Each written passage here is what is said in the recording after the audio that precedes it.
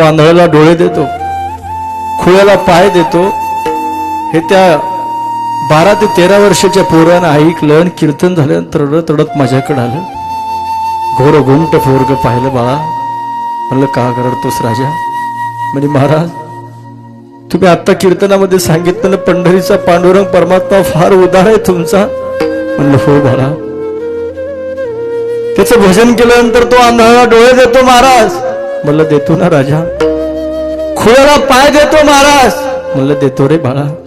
महाराज त्यानं माझी लहानपणीच आई नेली हो महाराज. आई नेली ना फक्त मी रात्रंदिवस त्याचं चिंतन करेल महाराज. फक्त माझी माय त्याला आणून द्यायचं सांगा ना महाराज. आणून द्यायचं सांगा. दादा हे वाक्य मी ऐकले, माझी वट फडफडू लागले.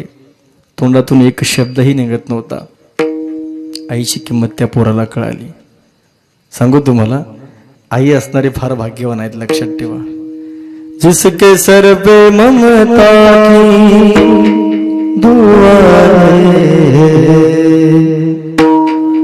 किस्मत वाले वो हैं जिनकी माँ जिस्मत होता है पर जा नहीं